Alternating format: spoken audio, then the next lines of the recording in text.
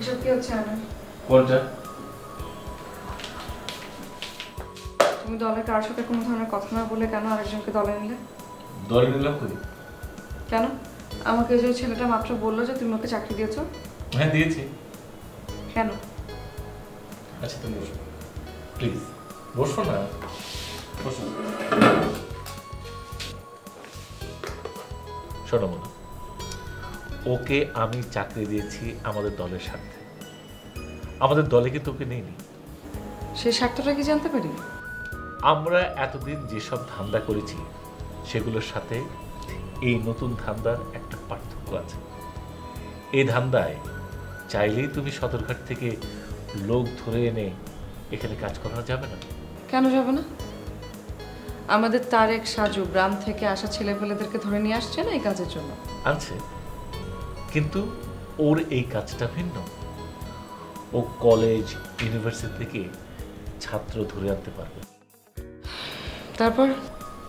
তারপর আর কি, ওর সামনে একটা মূলা ঝুলিয়ে রেখেছি, সময় মতো টাকা পয়সা নিয়ে গা ঢাকাতে। তাই বলে আমাদের সন্দেহ করবে না? সন্দেহ যেন না করে সেটা তোমরা ম্যানেজ করবে। একটা কথা মনে রাখবে, দলটা তো আমার একার না, আমাদের সবার।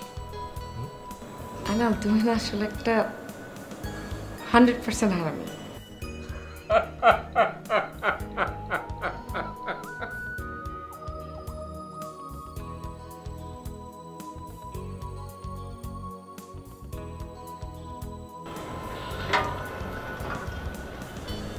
আইনাল বাইরে এই ভিসা প্রসেসিং এর ধান্দাটা পাইছিল মোটেও ঠিক হয় না। এই শোনো এদিকে শোনো। জি আমাকে বলছেন? এই এই তুমি স্যার এই জায়গায় আর কেউ আছে নাকি? না মানে উনি আছে না। মোরা দুইজন জায়গা হইতে এখানে বই রয়েছি। হ্যাঁ কিছু হয়ে পড়ে নাই? জি পড়ছে। তয় তাই কি? তাই কি হাইয়া বোঝো না? মোরা তোমার সিনিয়র না? সিনিয়র ডাকলে যে সালাম দিতে হয় হাইয়াও জানো না? এইচএসসি থেকে এটাও শিখায় না? হ্যাঁ সরি ভুলে গেছে।